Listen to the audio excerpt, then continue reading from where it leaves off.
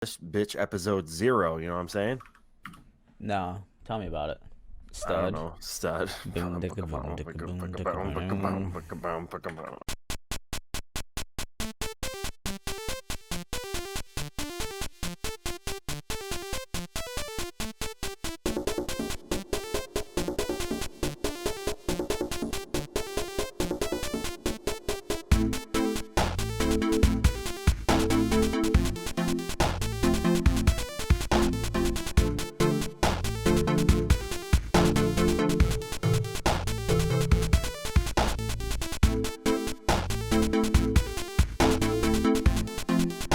Your ears do not deceive you. This is the Jack It Off podcast, episode 57, I think. Say it right? I looked at it earlier because I was curious, and I'm not entirely sure. That's why you can hear the sound of me typing furiously to see if I got that right. It's episode 58. Yeah. 58, Dillon. Yeah. We managed to do 58 in We did hold on, 57. I'll give you an actual figure here. I'll give you an actual figure of how maybe we should do a nice average. It's been 2 years since the first Jack It Off podcast. So if we say that we're let's just divide that in half, and that means that we've done, let's see, what did I say? 58. 57. 50. Technically, this Don't is you 58. fuck with me. Well, Yeah, isn't that's this right. 58? This is 58. So 57. Okay. So we're going to divide that by 2. That means 28 episodes a year. So there is 365 days. Let's say, actually, it's 52 weeks in a year. Let's do it by weeks because we do once a week. So 28 divided by 52 means that we did an episode every other week for 2 years. 0.5. It's 0.54. So, Dillon, that's actually not that bad. Out of 52 weeks in a year, 0.54. Did 0.54 episodes every, whatever I said, every week. Every week. Every other week. If you could divide that out, by the length of an episode. Let's say it was an average of 2 hours. We did 1 hour per week. That's a podcast every week, Dill. I mean, I think that's pretty good. What you got going on there? I heard some sounds. That was my phone. I didn't realize I had the alarms on still. Sorry about that. Okay, yeah. Real professional is how we do it. That's how we do it every day. What you doing here?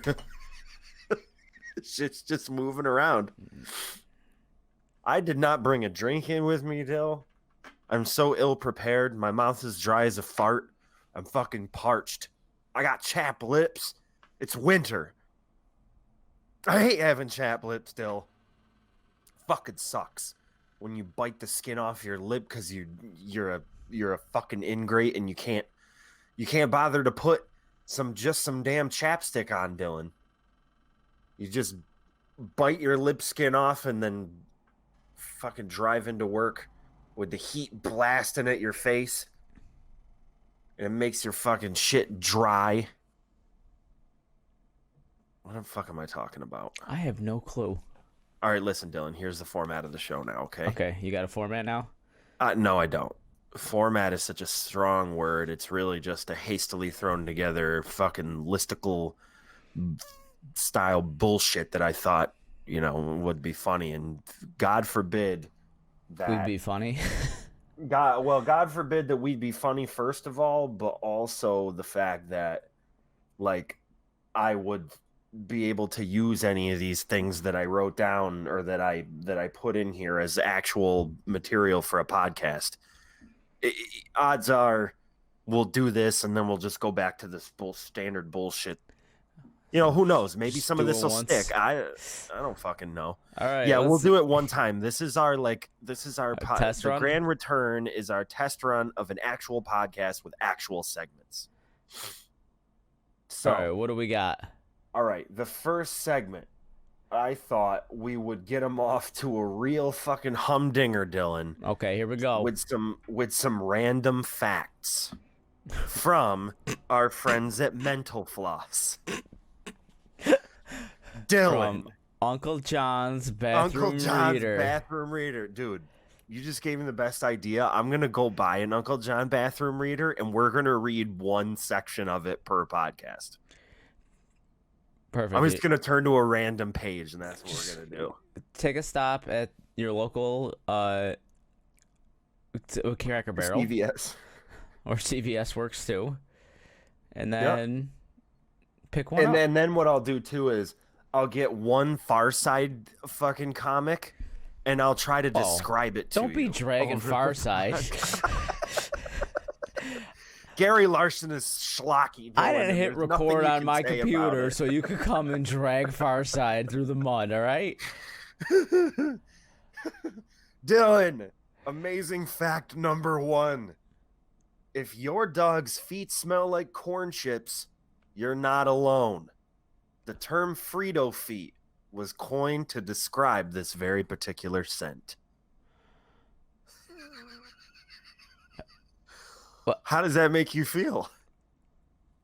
What? Your dog smells like corn chips, Dylan. Oh, does it You smell? never noticed that before? What says if? So not all dogs. If your dog's feet, yeah, whatever. That's bullshit. But like maybe corn chips just smell like dog feet. Which came Wow, first? I didn't know we were going into some sort of semantic fucking direction. Oh, I'm sorry. You Wow, put these why- facts. What Why you want do me we to do? call Just sit this here and bread? listen? Why don't we just call it fucking shred or wet? Like, what? Why is it called that? Why is anything called anything? What am I even saying right now? Amazing fact number 2. All right, I didn't like that fact. Just so you know. All right, I'll try another one. You're 0 for 1 right now on the amazing fact. Damn it. Okay. Oh, there's ads on this website, Dylan. For fuck's All right. sake, Brent. Amazing fact number 2. Beethoven went out of his way to ensure his morning coffee was made with exactly 60 beans per cup. Amazing fact. Beethoven was fucking some OCD motherfucker or something. Did they grind the beans back then? That's a good question. I don't know how do you... I guess could you brew coffee without grinding beans? Yeah, that's confusing. I mean, Christ, in Beethoven's time, I'm just even surprised that coffee was a fucking thing that people had thought about already. Or I mean, it is probably one of the oldest drinks ever. Did they dry it up so much that they could just like punch it and it would turn to dust? Punch it. They fucking punched it. Punched it. Punch it, Chewy. All right. Fuck random facts, B. We're on to our next fucking segment. How many minutes was that? Wait, you Did we had tie up two? enough minutes? You had No, I two can do amazing more. I can facts? do more, Dylan. All right, listen. There's got to be at Random least... fact number 3. Oh, okay, so you're saying random fact and you're saying amazing fact. So which Amazing is it? random facts. Okay. Number 3. I was just wondering which one it is. There's Because no reason to name it, Dylan. It's gonna be gone. Well, in the if- next Here's episode. the thing: if they're amazing facts, then I'm expecting them to be good. If they're just random facts, I'm expecting them to be what they the have expectations are real high. All right, fucking more facts for me. been. All right, now it's the more facts. More facts for me. All right. Alice in Wonderland was Yep. once banned in parts of China. Okay. Bears, lions, and other beasts cannot use human language, said the governor of the Hunan province in 1931. To attribute them to such a power is an insult to the human race. That's right, Dylan. Random fact number 5. Okay. They don't like skeletons in their media either, so. Yep. And they don't like Winnie the Pooh either. So apparently they're just not a big fan of American fucking children's classics, is really what's happening. A British man changed his name to Tim Price Because he had to make it harder for telemarketers to pronounce. Legally changed his name. Well, you just pronounced it real easily, so I feel like Some dumbass telemarketer, though, is going to be like, what, bitch? All right. I don't, or they'll just say Price. Is it just Price with a bunch of P's in front of it? Yeah, they're going to think it's like some Middle Eastern name that they're going to be like, they're nervous to pronounce because they feel like it would be ethnically insensitive. Or someone just sat on the keyboard. It's like Nguyen. It's like the last name Nguyen. Well, N-G... Nguyen. Yeah. Nguyen. That's that. The only reason why I know how to pronounce that last name is because of BoJack Horseman. Because the one of the main characters in the show's name is Diane Nguyen. Anyway. All right. No more facts. All right. That was a very successful first segment, I have to say. If you like that segment, tell us in the comments. Like and subscribe. Tell us a random comment in the comment that we can then farm for content later. If you like random facts, put them down in the comments section below. Fuck. Don't. Oh, God. Okay, here's a random fact. I got super high last night. For the first time in a long time. I've been increasingly barren when it comes to the availability of herbs and spices. Colonel Brent's 11 herbs and spices. Designed to make me feel like my head is going to explode. Anyway, last night, smoked some nice sativa. You know what I'm saying? No, not really. All right, yeah, I know you don't. What's that one? Is that the that's the one that supposed hype to shop be or like the one the that's woo, Sleepy Boys? yeah, Oh, that's the Woo Boy. Yeah, it's just What's the happy, other one? happy time. Endicott? Indica, dude. Indica. Indicouch is what they call it. The old Right. Indicouch. So I ate everything in the house. Had a tummy ache. All right, second bit over. So Would you we eat watched a show. anything good? What? Would you eat anything good? Oh, Dillon, I decided to go super classy yesterday, and I went a little out of control. I went to Fresh Market, which is Okay. basically like Whole Foods, and I was like, I'm gonna go Whole Foods ham on some Wegmans. cheese right now, if you know what I'm saying. Brent, if anyone would know who you're, It's your boy. If any who down in Whoville Yeah, would and know what you were would saying. know what cheese was about. It's right Yo, here. Have you ever tried cheese? That shit is unbelievable. You know how many times All I right. go to Wegmans and spend about $75 because I need groceries, and then also I buy $8 bricks of cheese. You know it. Calling them So- bricks is Bricks that's is... in quote. They're like 5 ounces of cheese. Yeah, I go that sampler route where it's like the cheese is like $3 and it's like the size of like a tiny decorative soap. Oh no, the cheese I get's $8, but it's the size of a tiny decorative soap. No, that's what I'm saying that like I do like so you would like this at Fresh Market when you go to the cheese section, somebody has so thoughtfully put in a basket, like a wicker basket in the middle of the cheese like thing Mm-hmm. that has a sign on it that says try a new cheese today. And all it is just a grab bag of tiny irregular cheese blocks that people have cut off like the end or the side and I'd shit. be a regular after visiting that Oh, section. yeah. You know what I'm saying, dude? So I decided to take advantage. Got myself some smoked Swiss. Ooh, I like a good smoke. Smoked provolone. I Oh usually yeah, go with. I don't know if I've ever seen dope. smoked Swiss. smoked Swiss is Should good. look out for that. I got some I got some fucking well, we already had manchego cheese. That shit is awesome. And then I got this English red cheddar called Red Fox. And then I went over into the produce and I was like a classy sophisticate such as myself, I like Honeycrisp apple. I like apples with them, baby, but it ain't no Honeycrisp, dude. I got this Pink fucking lady? apple that is the craziest shit ever.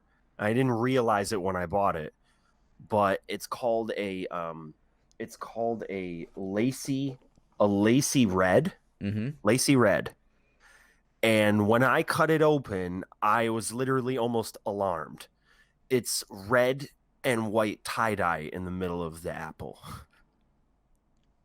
I think I know. I think I've seen that before. I think I know what Yeah, you're talking about. it's like this crazy ass hybrid apple between a It's like the red dye on the peel is so strong that it like seeps into the. yeah. Yeah. And the peel is weird on it, but the inside of that apple tastes like a fake apple. Like it literally is so remarkable as an apple that I could not even fathom, especially when you're baked. It was great. I was eating it with the cheese, and then I was like, okay, I'm just gonna try it on its own. I put it in my mouth, and it was like a stream of confetti just fucking blew in my, like, I was just like, like, how can this taste like this? The miracles of modern GMOs, Dillon. I'm fully embracing it. Now, the next segment in our wonderfully segmented episode, Dillon. You know what cheese you gotta try if they ever have it. Is the cheese you gotta try. That's the next segment. So I go to Wegmans and it was like a sharp cheddar with a balsamic rosemary crust on it. Oh. Okay. That and Irish sharp. It was like an Irish sharp cheddar. That's really good too. You know what's fucking amazing is if you ever Old Crock. You ever tried Old Crock before? It's fucking amazing. It's like 4 different kinds of it. I don't even. There's look at also the names that. There's also that other of one anything I that's buy. the Dubliner or not Dubliner. Fuck. It's in the green packages. It's all English shit. There's like 4 different types of that too. It's always usually around the Old Crock. They're all prepackaged. It's not like ones that are like shrink wrapped. But those are all really good. You know what's the best fucking thing when you know like a cheese is like super sharp is when it's got the crystals in it. You ever have that cheese? It has the fucking crystals in it. I think some of those Irish cheddars have it. The Irish one, yeah, that's the one I think that had it. Yeah, that's a thing that has to do with like how fucking long it sits around. I forget. It's literally cheese crystals, but they're like there's a name for them. It's probably that like are the enzymes that crystallize. Yeah, them or something. it's crystalline spots that can form on the inside, and it's calcium lactate crystals. Yeah, that makes sense. And it's basically like salt milk crystals. Tyrosine and leucine and isoleucine. In general, any substance that has a low solubility in water and a tendency to crystallize could form crystals as the cheese dries out during aging. So basically just like old ass fucking cheeses have them damn crystals that are so wonderful and delicious. All right. I love a good Pecorino Romano brick. Fuck yeah. You Guido. Just want to munch right on that. Dillon. It's so abrasive. It's like eating Brillo pad out of it. If you're ever making sauce, which, 9 times out of 10, I know you are. If you're ever making sauce, take the rind at the end of your brick of Pecorino Romano and pop that right in your sauce. When you get to the end and it's all hard and crusty and shit, and it's like the real compact part at the end. I usually eat that. Yeah, stop right there. Don't be a moron. And just put the fucking rind Just put the rind back in the fridge Yeah, and but then that's be got the like, paper oh yeah, I'm on gonna it. make some sauce with this completely inedible wax fucking outside that's I dry. don't know. It's pretty edible. Fucking bone. Yeah, it is. It is pretty edible. See, that's what keeps you alive, Dill. That's what keeps you regular. Well, I usually go for the pieces without the rind, All right. so I don't got to deal with gotcha. it. Okay. But maybe okay. next time I'll get one with the rind. But yeah, and that's a whole thing. I guess that's a fucking thing that they do in Italy all the time. Is I don't know why. That's another random fact, Dylan. Hey, Put a we're bringing it. Parmesan rind. Put the in jingle your back in. We're sauce. going back to the random facts. It's a random fact. It's like what the fuck am I hosting the Tonight Show? It's the Random all facts. new. It's the all new Jack It Off podcast, but it's podcast exactly the same because we don't know featuring- what the fuck we're doing. All right. So, on my way to fucking Stone Town, we ate some fucking cocktail meatballs. I made myself some cocktail meatballs because I really wanted that. Made a bunch of different dipping sauces, dude. Had some fucking brownies, bro. And then I was out of my mind in 2 hits. So there's that. Shows you how long it's been. But this is my As Stained would next say, segment. It's been a while. It's been a while. My next segment is Brent's High Review. Today's high review is of a short-lived animated show that came out in 2016. Drawn together. FXX. That would be great, and maybe that'll be next week's. But this is a show that I would be so surprised if you could guess, because it was on for 1 season and it was on FXX on their animation domination high definition block. It was from somebody who had previously done a show that got on, I think, onto Adult Swim's pilot program. And I'll give you the original show. The original show was called Problem Solvers with a Z. That, I believe, was only on for a season as well, or 2. I give up, Brent. His name is Ben Jones, and he made a show called Stone Quackers. Stone Quackers is about a ragtag group of southern-tinged ducks living in their town, with John C. Reilly playing the lackluster police officer. This just sounds like Squidbillies to me, and I hate it. It that is show absolutely not, Okay. and here's why. Brent's high review for Stone Quackers is a solid 4 out of 5 sticky Ickies. ickies. Sticky bun. No, sticky brownies. Sticky. 4 out of 5 brownies. 4 out of 5 Cool Ranch Doritos. Oh. The reason why it is because I have never seen an animated show that so elegantly captures what it's like to watch an animated show while you're high. This is the best way to describe it. There are some points where I've realized that a visual piece of media would be really, like I would be watching it and I'd be like, oh, this would be really good to watch high. It's one of those things. It's one of those things that you start to realize over time when you smoke a lot. It's just like, this would be really great to watch high. One good example of this is maybe an upcoming one, which is Sturgill Simpson's new 45-minute rock opera epic thing that just came on Netflix that I watched a little bit of, and I'm like, nope, gotta stop. Gotta watch it when I'm high. What is it? Sturgill Simpson just put out this like thing that was created by the people who made Afro Samurai, and I think there's another show that they did, Sound and Fury it's called. and it's kind of like a it's a lot of it's anime. It's done in like very different like animation styles somewhat. Some of it's kind of 3D, some of it's animated. It's essentially a visual album Hmm. that was created, like I said, by some of the producers and animators that did Afro Samurai. I'm trying to find the other because it's pretty notable what it's pretty notable who else did it here. Hang on, right here. Sound and Fury, da da da da. Sturgill Simpson album. It was done by oh fucking A. I can't oh, wait a minute, right here. It's a let's see.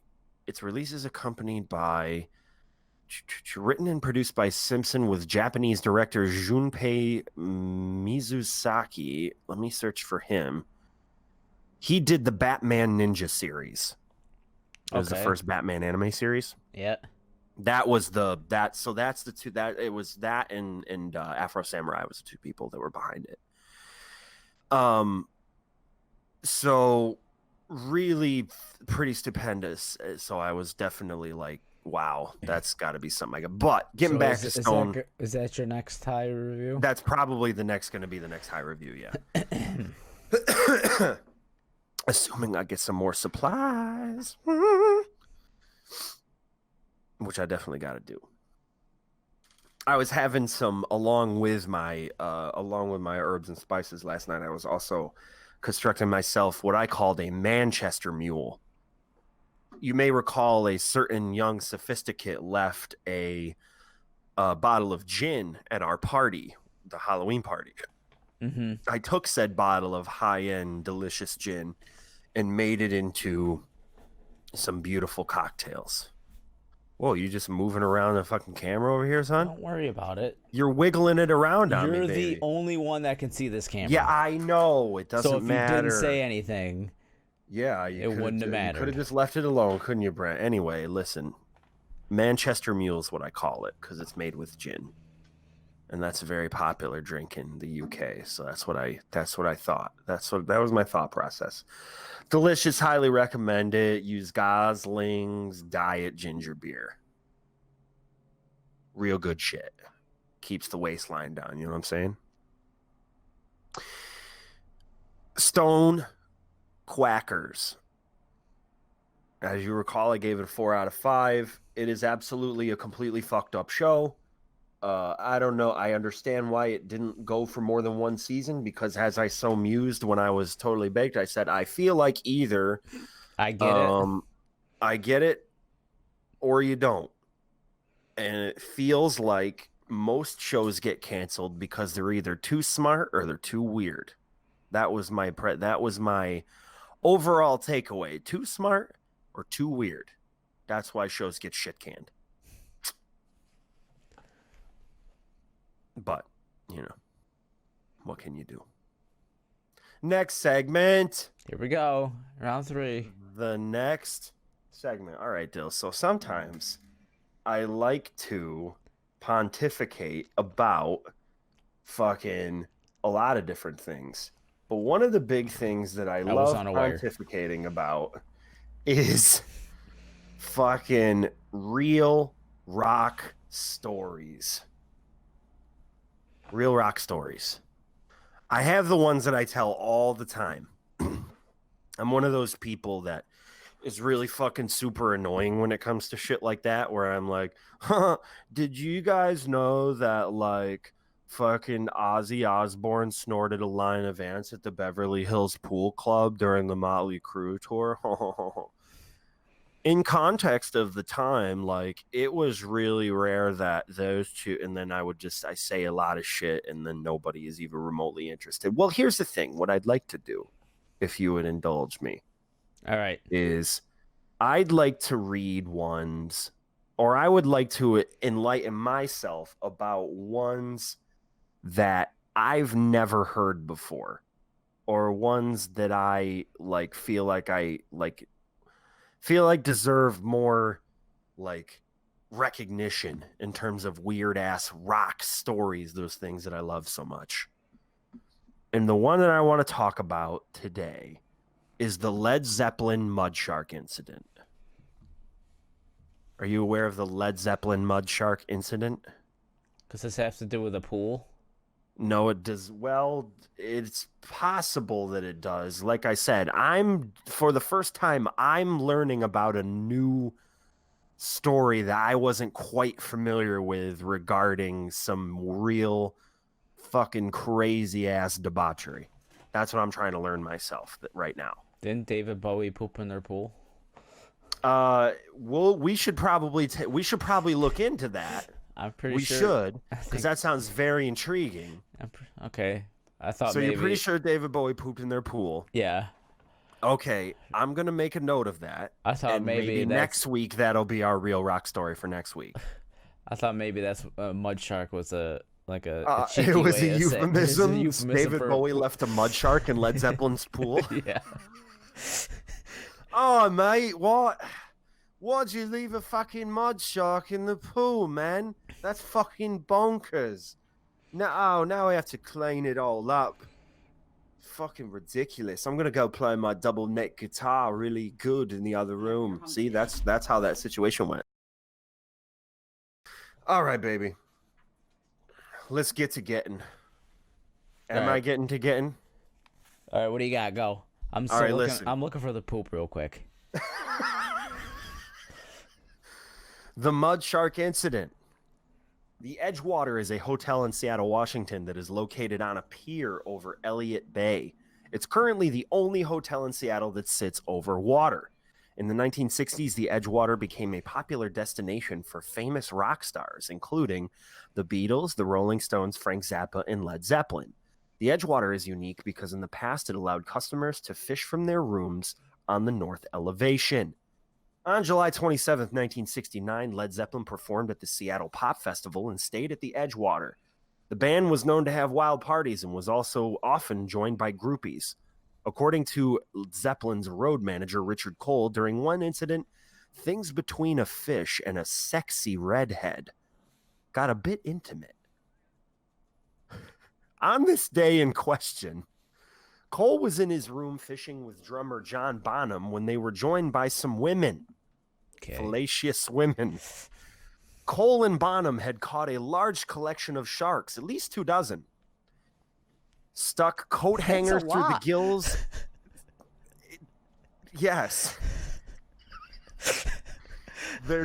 Yes. It's a lot of sharks, Dillon. I don't know. How big was their hotel room that they had 24 sharks just Look, hanging it's out Led in there? Zeppelin. They probably had a whole fucking house. Well, I mean, just because it's Led Zeppelin doesn't mean that, like, how you big... You could fit so many fucking sharks in this baby right here. Holy shit. All right, listen. This is where it gets a little even more fucking insane. 24 sharks, a lot of sharks. They had stuck coat hangers through the gills and then hung them in the closet. The hotel room was also scattered with various types of smaller fish, which seems to be a very inconsequential detail, but I guess they also had other fish. So more than 24 sharks hanging up in the... Okay, all right. We have... Dillon, as parties go, one thing led to another, and people began to lose their clothing. One particular woman in the crowd with red hair found herself with Cole. She made a unique request, so he decided to reach for a fish, and the shark episode was born. Cole was later quoted, "Wish she to eat the fish raw."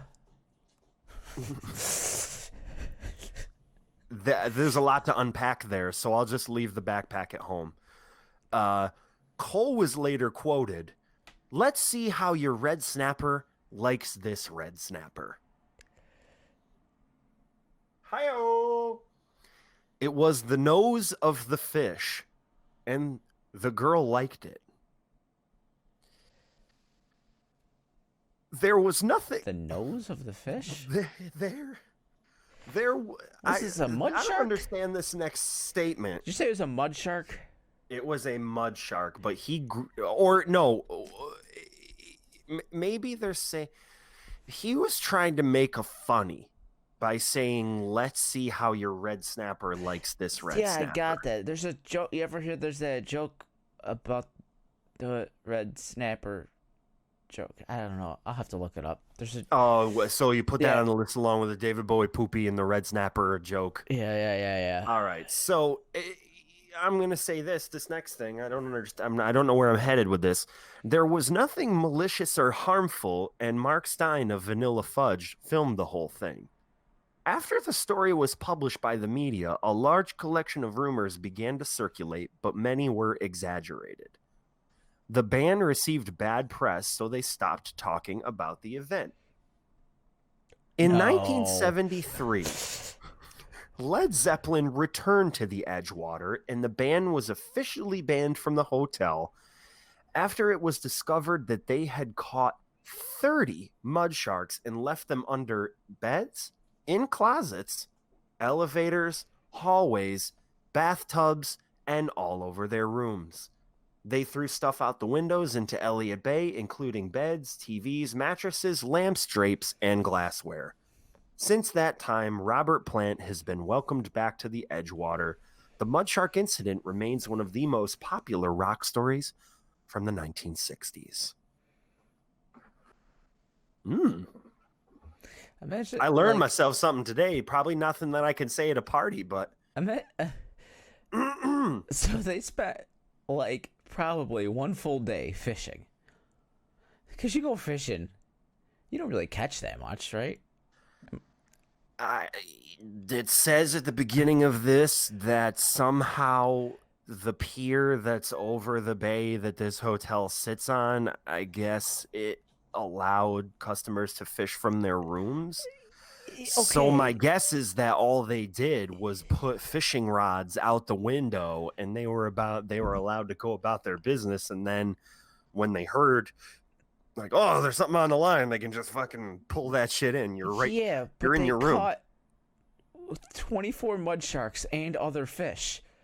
It's heavy fish activity, Dillon. 100%. Okay. No doubt about it. I No doubt about it. I found the joke. Okay. Here we go. Did you hear about the 6 guys and the woman that went fishing? No. The guys didn't catch anything, but the woman came home with a red snapper. What is that joke from the 40s? Yeah, well, I told you there was a joke about a red snapper. What do you want me to do? They didn't catch anything, but they all came home with red snappers. No, the woman came Is that a home good one with- for you? The woman came home with a red snapper. The women. You know, the women. They came home with their snappers red. You know what I'm saying, boys? It's a euphemism. Poop. Okay. What about In the poopy David Bowie pool? pool. Poopy pool David Bowie. Pool. Did you? But that, Dylan, that might be valuable content to tease the listeners with for next week or David next month, I Bowie. should say.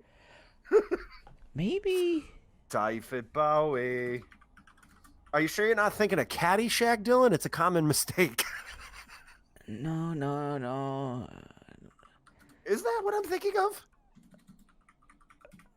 David Bowie pooping pool. David Bowie saw the devil in 1976 is the first thing that I came up with. But again, Yeah, me too. That's what I'm looking at right now. I'm wondering if it was. Oh! Wait. Here we go, Dylan. Maybe Ready? the devil pooped in his pool? All right, listen to me. We're doing a two story segment. All right. This is an excerpt from David Bowie's ex-wife biography of him entitled Backstage Passes: Life on the Wild Side with David Bowie. The Amazon link's in the description.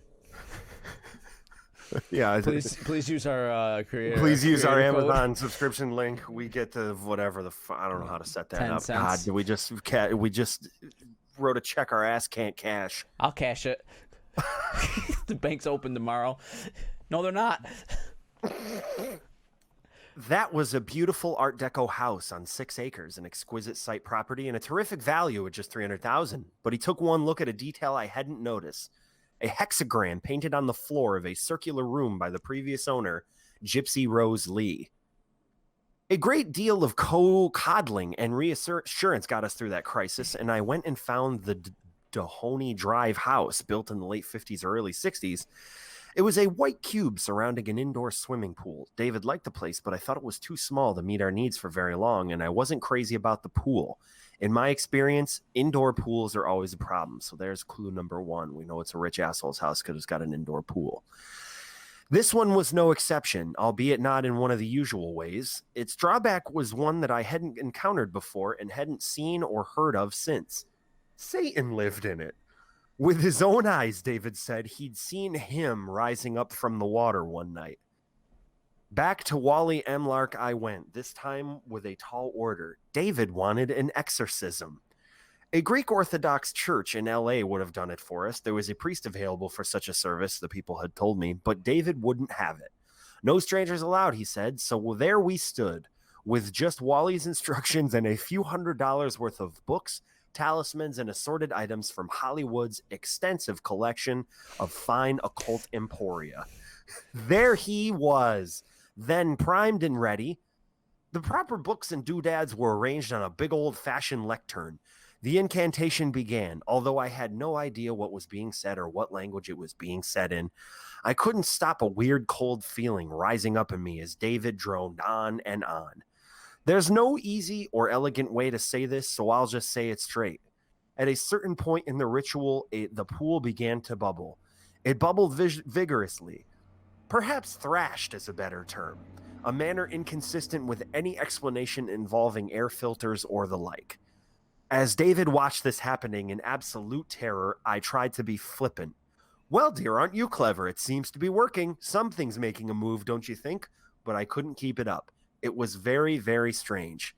Even after my recent experiences, I was having trouble accepting what my eyes were seeing. We both left the pool in a hurry, and David told me to check up on the pool from time to time. I kept my eye on it for the next 40 minutes or so, and nothing unusual happened. And so, with my heart in my mouth, I slid one of the glass doors open and, ignoring David's panicked screams, went to the edge of the pool and looked in. I saw what I saw. Nothing can change that. On the bottom of the pool was a large shadow or stain which had not been there before the ritual began.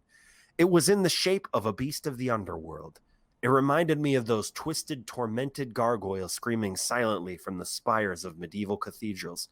It was ugly, shocking, and malevolent. It frightened me. I backed away from it feeling very strange, went through the doorway and told David what I had seen, trying to be nonchalant but not doing very well.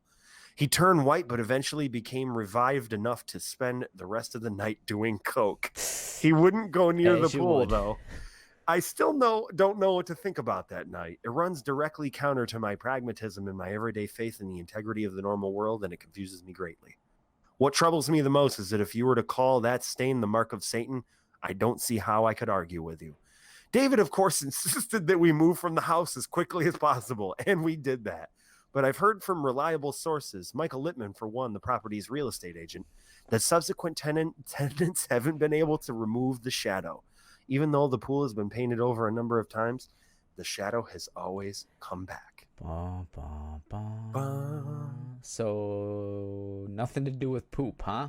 David Bowie, high on coke, took a coke shit at the bottom of a pool, and it was shaped like Satan, is what I'm going to say about that story. He did that little doggy rub, when their butt itches, so they rub their butt ass on the, yeah. I took too much coke. I have to take a shit. I have to go to the bottom of the pool to take the shit so that the pool will filter it. And then he goes to the top all high on coke, and then his ex-wife's like, "Oh my God, David!" This is what they all sounded like in the moment, just to let you know. Okay. "Oh my God, David! It's Beelzebub.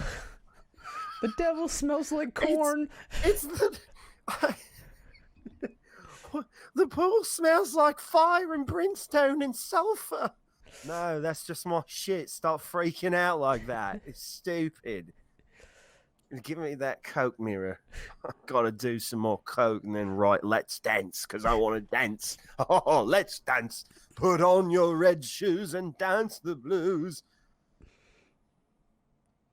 That was his covenant with Satan that caused him to be Oh, able yeah? to write Let's Dance. What does that? Hit of our time. Just the timeline line up with that? What year was that? I don't want to explore whether or not the timeline matched up whatsoever. What year did that happen? Oh my God. It was not. Hold on. Damn it. Oh, for God's sakes. I don't think it has the year in it, Dylan. I can try to do more research, but we can do a follow-up on it if you're really that interested in the... No, it's fine. No. Dylan, it's about time for our next segment because this train just fucking does not stop rolling. So, I'm going to move the microphone over here for a moment because I need to go to the tab that this is currently housing. Da-na-na-na-da. Let me check it out here. I should probably mark my tabs because what the fuck? You know what I'm saying? Like, yeah. This is ridiculous. Okay, here we go. Now, every week, Dylan, if this is the thing that I want to do, because I don't know for sure, every week I'm going to pick a new thing that millennials are ruining. Oh, That's great. my new segment, Dylan. I just made it up. Can't wait. A new thing that millennials are ruining. So, let's find the most stupidest fucking one that I can possibly imagine. All right, let's go with sex. Millennials are ruining sex, Dylan. It's a natural fact. Tell me how. Do we live in a more permissive society? Not where teenagers and people in their early 20s are concerned. It seems that members of the younger millennial cohort are apparently over sex as well. Despite being pegged as the hookup generation, thanks Tinder, a 2016 study published in the Archives of Sexual Behavior, which is a totally sexy archive, found 15% of millennials had not had sex since they turned 18. The sexual revolution is passé. People born in the 1970s reported an abstinence rate of 11.5 between the ages of 18 and 24, and 6.3% for those born in the late 60s. Okay, boomer. See, I'm relevant, I'm hip, I'm new, I'm now. You know what I'm saying? The boomers, they had a lot of sex, Dylan, and millennials, they ruined sex. Millennials ruined sex for the boomers. That's why they're called the boomers. Boom, boom, pow, right in the kisser. You know what I'm saying? I don't Fine, like this Dylan. bit. It's a dead segment. Kill the segment. Okay? I don't like that segment. I'll just kill it. Kill it All right now. All right, I'll kill that one. I'm removing it from the Google Millennials Doc are right ruining now. podcast Delete. segments. How did millennials ruin podcast segments? By talking about millennials on fucking podcast segments. All right, so listen. Here's my next one. Okay. Next segment? My next segment is why do people do this? Okay. All right, I like it. That's the name of the segment. Why do people do this? So I got to write theme songs for all these segments? No, I don't really feel like that's conducive to the overall vibe of a podcast that didn't fucking exist until right now. I'm gonna jam it. A month ago. I'm gonna jam them all. You can in there. jam them I'm out, gonna dude. jam I'm ready. 15 Listen, different stingers. Do it. All right, so why did they do this? University offers students a grave to lie in to help them cope with exam stress. This is overseas, Dylan, so take it with a grain of salt. A grave to lie in.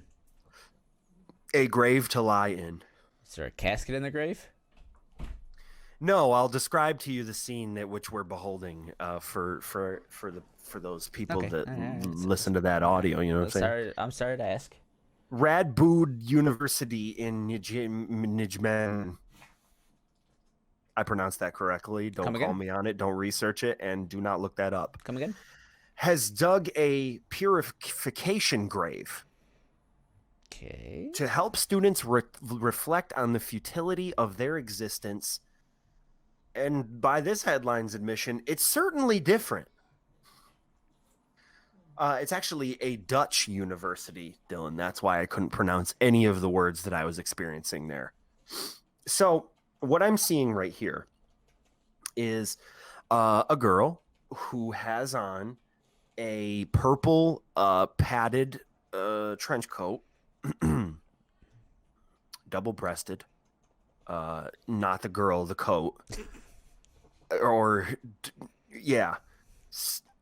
And there is very clearly a grave dug here. 6 It feet? is absolutely 6 feet. 100%. They didn't cut corners. Perfect This square? university is it is a rectangle. Perfect rectangle. Perfect rectangle. Now, so at the bottom of it, at the bottom of the grave, it seems as though there is some sort of banner. I can't read it because she's laying over the top of it, and what she's laying over the top of the banner on seems to be a coral colored yoga mat. Okay. For Question. comfort. The purple jacket or whatever. Uh-huh. Do you think that's a part of this whole thing, or was she just wearing it when she went there? It's probably just cold, and she probably wore it because they're in Deutschland, Okay. right? Well, I was wondering if they had like an That's my outfit that guess. they gave you. Yeah, You you know got what to I mean? you got to put on this fucking outfit. You got to put on all black to lay in the grave and think about death. And then to comfort this poor girl who is very clearly stressed out about her exams, they put a pillow in the grave to make sure that she was comfortable. Now, many have been trying to offer a range of alternative therapies to help students suffering from anxiety during exam periods. Some have offered therapy dog sessions, mindfulness meetings, and even designated quiet spaces, but no university has gone quite as far as this one. Yeah, that's what's going on. That's the story. Student Sean McLaughlin said, "Ooh, by the way, I found another picture that says what the mat in the grave says. It says, 'Stay weird.'" Ugh. It really reeks of hipster. Ugh. Doesn't it reek of just the guy that's in college who's like, yeah, you know what would like really stick it to the patriarchy, dude? Is if we fucking like dug a grave so that we could like tell people, so you make like a statement, dude. Like dig a grave and make a statement, dude, about like death and shit, dude. It kind of presented itself in a different way at the beginning of this article, but now that the map below that says "stay weird," it feels like some fucking sticky bud out of a Sprite can fucking. So it's perfect for your segment.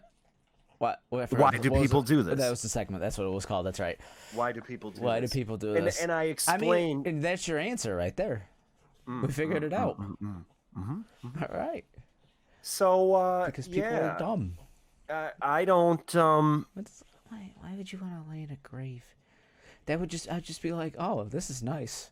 Maybe I'll just kill myself so I could just hang out in this grave forever. Kill yourself humor, dude. That's like so now. It's so recent, dude. It's like it's absolutely right now. Stay weird. Yeah, dude. All right. Post your favorite. So that was a good segment. Kill yourself memes in the grave. You stick them on the wall. I'm under the weather. 6 feet under the weather. Am I right? Yeah. Okay. So listen. The rest of these ideas are trash, and I didn't really know how to do them, so I might have to refine them like a little bit better. Give me one of your trash ideas. The trash ideas, one of the other one was another question that I had, which is in the same vein as why do people do this? The other one was, can we make references to this again? So it was where I was going to try. That's why I don't have it quite workshopped yet. But I was like, I wanted to try to find something that's like nostalgic enough to where you can make references about it and still not be hacky. Is that so Borat? Yeah, I feel like it's going to Austin Powers. Yeah, possibly. That would probably be. I'd like pick a different movie every week, and I'd be like, "Can I make a reference to this now?" And then you just go through a list of references, and I judge whether or not Yeah, and then it'd be like, is that thumbs up, funny thumbs to down? you? Is that funny to you, huh? Is this reference funny to you, Dylan? Do you think I could say it in a group setting, at a Nope. party? Go ahead and just If I delete could that go one off the somewhere list. and I could say it, what? So just go ahead and delete that one off the list too. And then, It's great. I get and then to I had listen to Brent scream movie quotes at me for 15 minutes. And then I had fucking. There was one I didn't write on here that I was trying to remember as I walked into this, and now I can't remember it. I think it was a review of something, but I can't remember what the review is. I wanted to review something. You already did that. Well, I did the high review, but it was like an actual You review. have of 2 something, but review sections? I want to just fucking review, baby. I just want to review things. I want to tell you about something to review. You don't do anything to review anything. All right, listen. Brent's travel story is an old classic. Let's do this thing. All right. Dig All that right, one up out of the so- grave. It's dig it right up out of the ground. All right, so I haven't been traveling actually that frequently, but this was the one that was the most daunting of the travel that I've had in a very long time. It was my trip to California. California. Yeah, I went to California. California, dude. Fucking sweet, dude. Why don't you go down the fucking 5 over to Los Cienego where you fucking belong, dude? So, now I want to say first of all that Los Angeles, I totally now understand why traffic is the only thing that anybody talks about in California. Yeah, totally get it. Like, you kind of don't understand the references in that SNL skit until you actually go there and understand that every conversation that you're going to have with somebody inevitably, because it's not a weather thing, right? Normally our small talk turns to weather most of the time. Yeah. That's not an issue in California. What is an issue? Traffic. Well, It always is. I learned that from the beginning of La La Land. Mm-hmm. That movie starts Art in imitates traffic. life, Dylan. Art imitates life. 2 star-crossed lovers like Ryan Gosling and Emma Stone, destined for stardom, trapped on the 405 in gridlock traffic. And then they sing a big old shanty that brings us into the exposition of the movie. But I digress. What I want to tell you is that life is in Los Angeles is not La La Land. I hope everybody can take that away from this.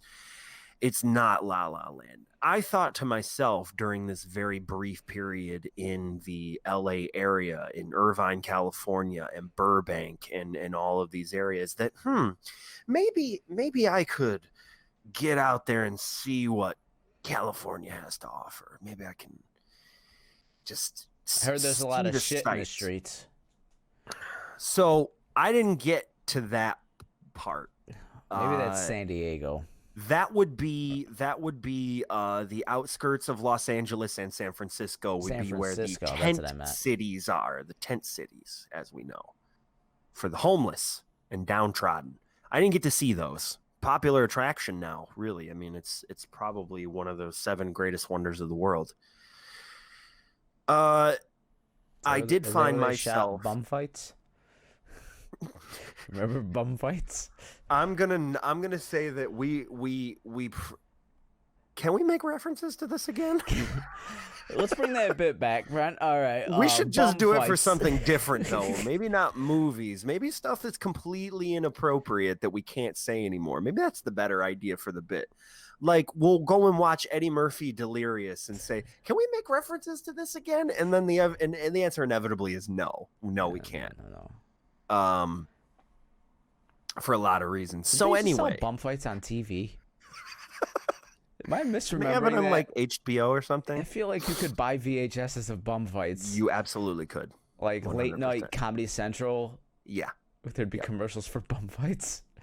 You would not only have the commercials for bum fights, but then you would have inevitably Gone the only Wild. reason why I went through puberty, which was the Girls Gone Wild commercials on Comedy Central after South Park. I mean, if we're really talking about the most quintessential early boners of most millennials ruined Girls Gone Wild, Dylan. They ruined it. It's nothing like a With big internet old porn. Starburst ad of buy two get one free over a pair of co-ed jugs that doesn't get me going. There's nothing like there's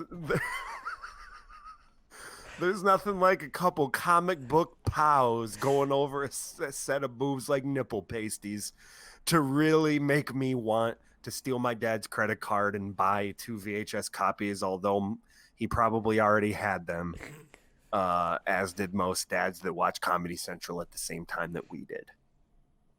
Dads had their nice DVD copies when DVDs came out. They were like, yeah, I'm gonna invest in this format. They had their HD DVDs of porn that they had stashed that they were watching on their Xbox 360s. Oh, there was no porn on HD DVD. That's why I failed, dude. You should know this. You gotta follow the porn, dude. What are you thinking right now?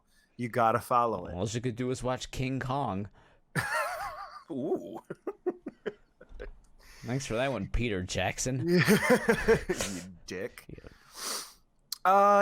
So what was the thought, Dylan? My thought was that I wanted to see some Girls Gone Wild, right? So where do you see some Girls Gone Wild? California, you go to Venice Beach, dude. Yeah, no. Like you fucking do it, right? So I'm going to say a very California phrase. I stepped out from my hotel room and I ordered an Uber. I got in an Uber and went down to Venice Beach. We took the 5 down to Venice Beach, which at this point was actually not that bad because to go like fucking 5 miles, of course, takes 25 fucking minutes to go anywhere.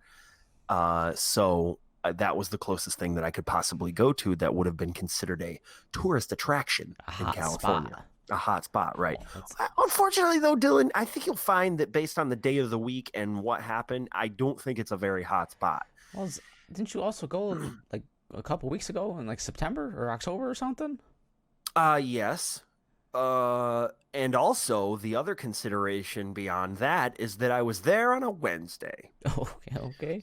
So 2:00 really in the afternoon. What I was at the very least, it was just before sunset. So your boy got to see a sunset that literally was like some fucking it was like some cover of Miami. It was like a cover of fucking Vice City box art sunset. That's what I'm saying. Yeah. The vibe that you want, Dylan, when you go to Venice Beach is like a synthwave vibe. You're like, yeah, it's like Don Henley and fucking. You ever play that Barbie Superstar game for the Super Nintendo? Can't say that I did. Well, there's one like mini game where she's rollerblading down the boardwalk, and there's like guys with boom boxes and palm trees, and she's just. Dun, dun, dun, dun, dun. So okay, so I wanted that's that, what you want. Yeah, I know. I got really it. wanted It's all it. up here. But unfortunately, Dylan, when the sun went down on Wednesday at Venice Beach in Los Angeles, I felt like the luster, the shiny teal and purple gradient luster that I was hoping for had faded into a Sylvan Beach-esque nightmare. Great. Not to knock Sylvan Beach, bro, because in many respects, if I were to go down to Sylvan Beach on a Wednesday night during the summer, I'd go to Verona Beach. I think that it might be better than Venice Beach on a Wednesday, because what I wouldn't have to deal with, at least as far as I'm aware, at Sylvan Beach on a Wednesday during the summer is crackheads mumbling to themselves by the thousands, quite literally everywhere. No, I don't think I ever saw a crackhead at Sylvan Beach.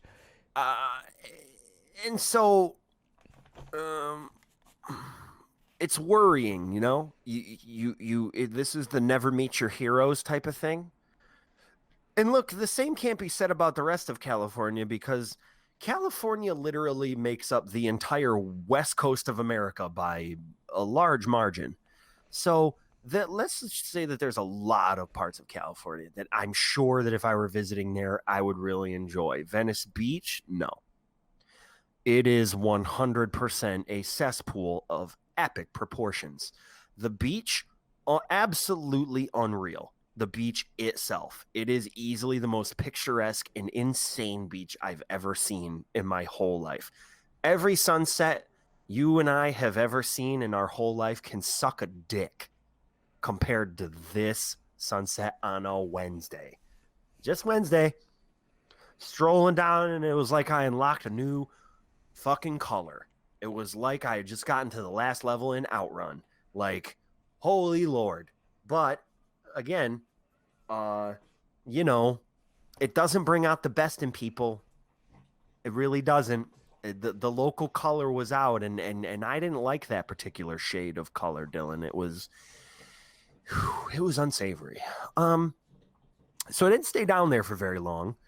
Waltzed around, dip your toes in the sand. You know what I'm saying? Dip your toe in the water. See a couple crackheads mumbling to themselves. Crackheads. People trying to peddle their questionable wares on the sidewalk.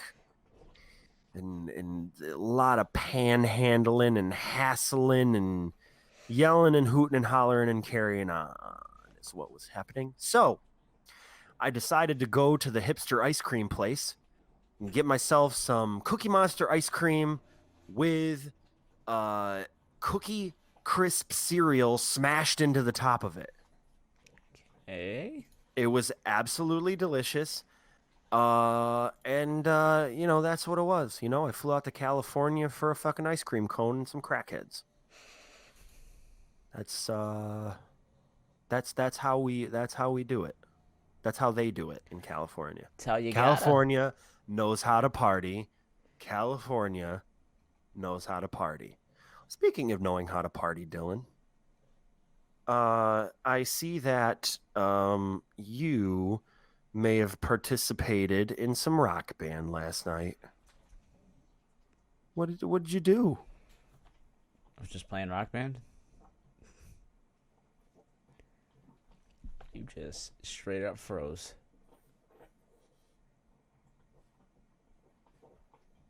Oh, my internet. There you go. Sorry. Something was weird. There was some sort of intermittent part. Or I don't You know what literally the hell just happened. froze still and like for 1 second or what was I saying? I don't know. I was just playing Rock Band. Yes, you were playing Rock Band. It says Andrew wants to do one more song on Rock Band, and then I'll be on. What was the song that Andrew wanted to do? Favorite House Atlantic. That's what it was. Oh, he was going for them high notes, dude.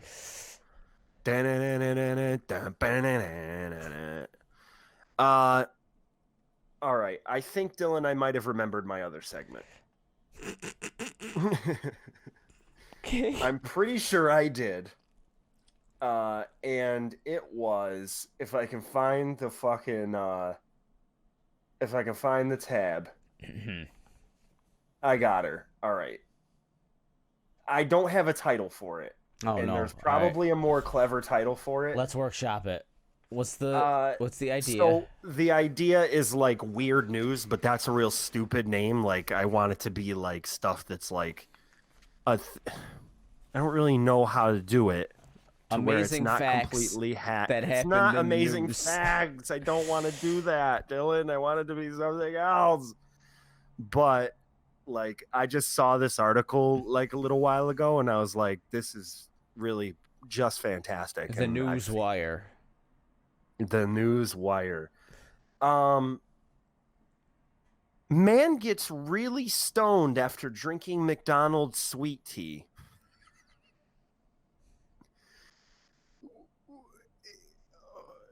Okay, so it's the first sub headline is really great because I like how they framed this whole thing. Mm-hmm. It says the victim ordered his tea. Like he's a victim. Oh, he is. He's a victim of a good time. What's up? If someone put X-Lax in my tea, I would feel like a victim. You would be a too. victim. Be That's victimized. true. Okay, so this victim, the victim ordered his tea with extra lemon, which he now believes was code for marijuana. Wink, wink. Wink, wink. Since he found 3 bags of weed in his cup. I have so many questions. Where's this McDonald's? Where's the McDonald's first? I'll get to that. And how much did he pay for the sweet tea? Secondly, how much did he pay for the sweet tea? And thirdly, what person at McDonald's is making enough money to be able to dispose of 3 very valuable bags of a plant into a cup of sweet tea is my question. So all of this and more may or may not be answered in the course of this article. A South Carolina man who went to McDonald's for a sweet tea says he received a little extra herbal substance on the side. Well, it was in it. It wasn't on the side. It was not on the side. I don't know why they're writing it this way. Again, journalism is framed fucking journalists. The Island Packet reports, I don't know what the fuck that is. It's funny that it's called the Island Packet. The Island Packet, man. You want to? We're going to get some fucking Island Packet. Not crazy, but isn't North Carolina landlocked? Again, also, well, no. North Carolina has got islands off the coast of the. There are islands off the coast of North Carolina. It is not landlocked. It is on the Atlantic Ocean. Okay. Let's do a geography lesson as we go forward. We'll take a look at it. Why am I thinking of Virginia? I cannot picture where well, North Carolina Virginia's is. way farther away from there, and yeah. So there's that. Anyway, Oh yeah, there it is. Look at that. Yeah, there she is. Oh, that's so cute right there. There's who's a little North Carolina who's not landlocked. Virginia's above North Carolina. It's not that far away. Well, whatever. Anyway. So. It literally touches it. Anyway. Oh, so, okay, we're assuming this is on one of the islands. I don't know, but the Island Packet is the name of the thing that's reporting this. But It says, it reports Parrish Brown going to a McDonald's on Hilton Head Island. And asked for a sweet tea with light ice and extra lemon. Yo, one of these islands is called Kill Devil Hills. Sweet. That's fucking metal as shit. Should go down there. Nah, I'm good. Okay. Brown now believes that extra lemon was code for marijuana. Since he found 3 bags of weed in his cup, he says he only realized it once he was high as a kite. Brown says he'd never had marijuana, so he didn't recognize the taste. He said he paid regular price for the items. Still quite unbelievable. Question? Dillon?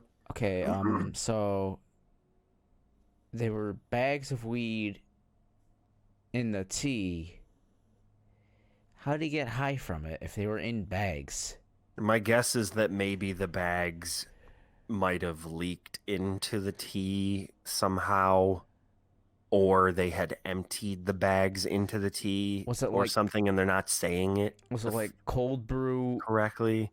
Weed? Cold brew weed tea. Weed tea? Cold brew weed tea.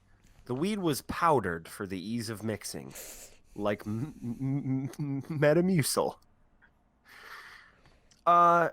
Beaufort County Sheriff's Office spokesman Bob Bromage says an investigation is ongoing. He didn't specify which McDonald's Brown had gone to. McDonald's didn't immediately respond to a request for comment. What are they gonna say?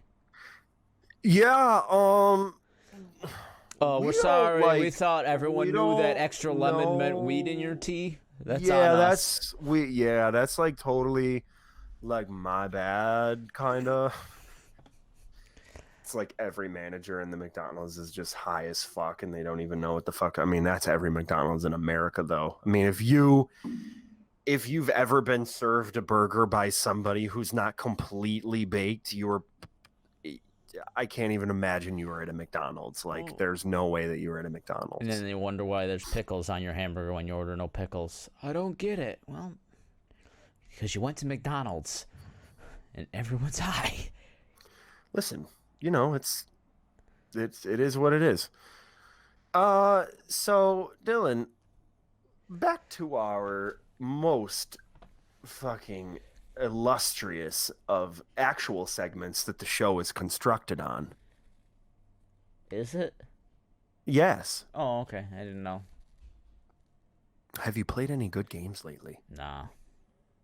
You finished one of the greatest and most expansive video game franchises that has ever existed. No, not Final Fantasy, Dillon. Kingdom Hearts. Final Fantasy with Disney characters. I did do that. There is Disney characters. You've accomplished a feat that most would describe as why? And to them you respond, because story? No, that's not it either. Because I went too far and I couldn't turn back? Yeah, probably. You wanted to push the limits of human endurance. I mean, and you succeeded. it's not even that.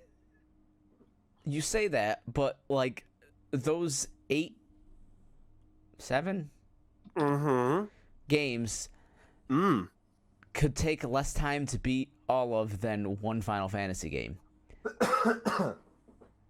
Now, you could beat all those games and still be playing The Witcher 3 right now.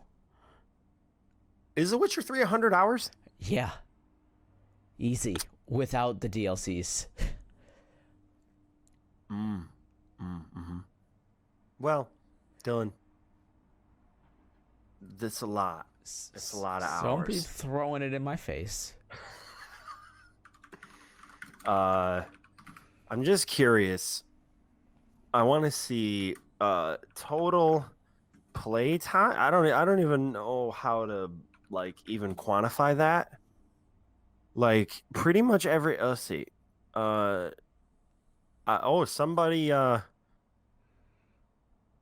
Somebody may have added it together. I don't even know how one would do that. What? Added what together? Add all its playtimes together for Final Fantasy. I would love to know, like, For like every Final Fantasy? or not. If not Final Fantasy, I'm sorry, I misquoted Kingdom Hearts. I was like, is there a way to? I really wish somebody did this. Well, let's see here. If you go on How Long to Beat, Yep. and if you pull up, I mean, you could probably say that each game is probably average, like, you know, a certain amount, and then you could get a good rough idea of kind of how it. so 1.5 Maybe and 2, take the longest. 1.5 and 2.5 says like 114 hours, Mm. which sounds about right, because that's one Chain of Memories, like a 3-hour movie for 365 over 2 days. 2, like one's about 30 hours. Chain of Memories is about 25, I think. I beat it in maybe 30. I can't remember. Then there's a 3-hour that's 60, and then 2 is probably another 30. There's like 90. Birth by Sleep is another 30. Well, actually, it's less than 30. It was probably about 24-ish. Because you play it 3 times, and like it's like 8 hours, 6 hours ish. And I, then there's this is crazy, Dylan. Just looking at the numbers on 1.5 and fucking 2.5 remix, dude. Main extras is 279 hours under leisure. Median being 150 hours. Completionist is 250 hours for the median average. That is completionist is platinuming it. It's just, how do people know this or do this? Okay, the completionist of Witcher 3 is 173 hours. That is amazing. What's the fucking... So this is another game that we got to play on this fucking show. This is another segment. We're going to be like, fucking, how long do you think this game is? A game you've never played. How long is that motherfucker? So that's what I'm saying. Like, you say it was like some crazy feat that I did it, but it really wasn't. And crazy feat in my context because you can't I even can't beat play a an 3-hour 8-hour game. Yeah, exactly. You didn't even finish Katana Zero, and that game's 4 hours. I finished Super Mario Odyssey main. That's 12 hours. I am surprised by that. I didn't even know you beat it. Yeah, I beat that game. I did not know. Mm-hmm. I'm proud of myself. What's up? One game a year, bro. One game a year, dude. And I just finished Link's Awakening too.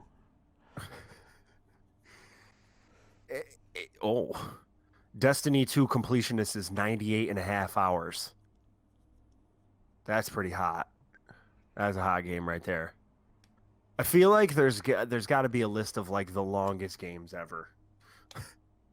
The longest games. I mean, World of Warcraft's pretty long. You just never stop playing. Well, yeah, Destiny's but I mean, the like same the way. longest story campaigns. Dragon Age Inquisition. Maybe that's one. Or Oblivion. The 15 longest video games of all time. My next segment.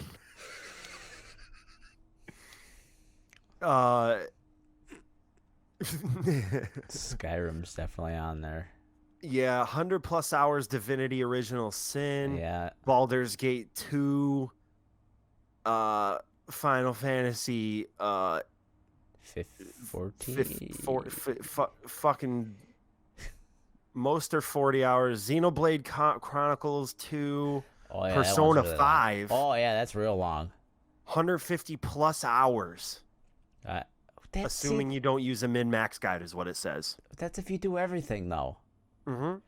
Like there's no so I'm wondering what the longest game is completion from in a story in a campaign mode. I don't know. That would be what I'd be curious There's no about. way to really tell that unless it's well, kind actually, of on rails. Because like any open world, it could take you longer or shorter depending on which route you take it at that point. You know what I mean? Yeah. Here's Skyrim, 100 hours easy. Over 100 hours easy. Morrowind, The Witcher 3, Monster Hunter. And a lot of that stuff is based on you got to do side quests to continue the main quest. So it's no, not even that. You do the side quests to like level up so you can do like the next main quest. Yep. So it's not like there's like no gold crit path. Well, that's what they're saying. That's what they're saying in here about Fallout 4 is that you like they're saying that it'll take over 100 hours assuming you're not just pushing through the main story as quickly as possible, which in none of these games you're going to do that ever. Yeah. Because it's just in some games it's even fucking like impossible, like you're saying. So, anyways, and Fallout, like it's not like you're gonna walk someplace and like something else pops up and you're just gonna keep walking. You know what I mean? Yeah. You always stop and look at that stuff. You want to enjoy the world, Dylan. You're not like me. Take a knee. Who doesn't want to fucking like play anything or do anything all the time or whatever the fuck, you know? So anyway. Hey, that's not fair. You watch a lot of TV. I do watch a fuck ton of TV. Watch a fuck ton of YouTube and TV. I've been watching a lot of The New Girl lately. A lot of it. Great British Baking Show. It's so delightful, Dylan. Such a delightful show. Life is delightful, you know? Delightful. Delightful. I said delightful. Delightful. Life is full of delights. um, hmm. I haven't been playing any good games lately, but one that I did play in our brief hiatus that I thought was very interesting, and I even made it as far as I did, and I probably will complete it, is Kirby's Dream World 3 for Super Oh, Nintendo. I thought you were gonna say Control. Uh, but also that I will complete that game, no doubt about it. I will finish that game because I really did enjoy it. It was just that life gets in the way, and it's fucking hard. It's really hard, but I do really enjoy that game a lot. From what I played of it, anyway. Kirby's Dream World 3, on the other hand, I could just sit on the couch and play that, and I can rock through that game real quick. It's really well designed. It's really one of the first retro games where I was like, this holds up pretty good. It's a nice, solid, easy platformer. Like, it's not hard. It's not like a Mega Man where it's like, it still holds up, but boy, do I really want to play this now? Like, is this something that I really want to play? Do I want to play old Celeste? Do I want to challenge myself to where I want to throw my fucking Switch out the window? Maybe, but not right now. Right now is a little puffball who inhales different creatures, and you can take the powers of those creatures and you can use the weapons of the creatures that you inhale. That's what I want. I don't want it to be sometimes, Dylan, I just don't want things to be complicated. I don't want things to be hard. I feel ya. I just want it to be easy. And Lord knows that when we hit extra life and I have to play fucking Dark Souls for the first time that I've ever put my hands on a controller, I'll probably have to donate $1,100 to the it's gonna be bad. Can you put charitable donations on credit is the first question that I'm going to ask. I believe so. So you got so that. I'm gonna be like, yeah, I'll just pay in installments for this, like hopefully 25% interest on $12,000 on this playthrough. Yeah. So anyway, other than that, I have been paying attention to a great deal of coverage on Death Stranding, despite the fact that probably besides the end of the telethon, I will probably never play it, and I have no desire to play it. Of course, I don't. I'm gonna start that today, actually. My type of walking simulator, Sticks. Dylan. When you get back from what? What? When you get back from Sticks?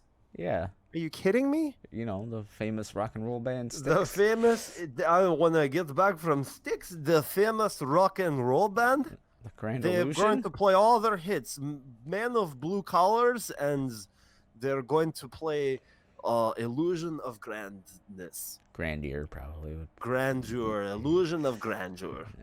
Welcome to the Illusion of Grandeur. Come on in. Anyway, Sticks. Is it all the Sticks are together? Are all the Sticks ready to play? I don't think Dennis DeYoung is there. Oh, all the Sticks aren't in the pile, dude? Fuck. They got to play all that other stuff, though. How do they do that? They got another guy. He sings it. They just hire some guy. He's really good. Dennis D. Old. Actually, he's probably younger than Dennis DeYoung. Like the guy from Foreigner or Arnold Pineda from Journey. All younger guys. They have that vigor. They can sing all those Dennis DeYoung songs. They can sing. They can hit those. They can notes. sing. They can sing "Angry Young Man" and really believe it, and really know that it's an angry young man on the keys, fucking tickling those ivories. You're an angry young man. I love that song. Get up, get back on your feet. Fucking A. I should have came up and saw it. Oh, Dylan, I'm all out of segments. All right. Segment me, baby. I don't got one for you. Give me all them segments. I got one for you. This is the end of the show. This is the end of the show. We call this segment the end of the show, where I say things like the audio versions of this podcast are available in the description below this, and also a link to something that we talked about earlier that I can't remember what it is. The book by David Bowie's ex-wife or something. It is David Bowie's ex-wife's book. That'll be in the link in the description below. It's probably a pretty good book, and to be honest with you, based on that story alone, I'll probably read it because I eat that shit for breakfast, lunch, and dinner. I love me some rock docs, dude, especially about Bowie and poop in a pool and Satan. This has been the Check It Off podcast. I'm out.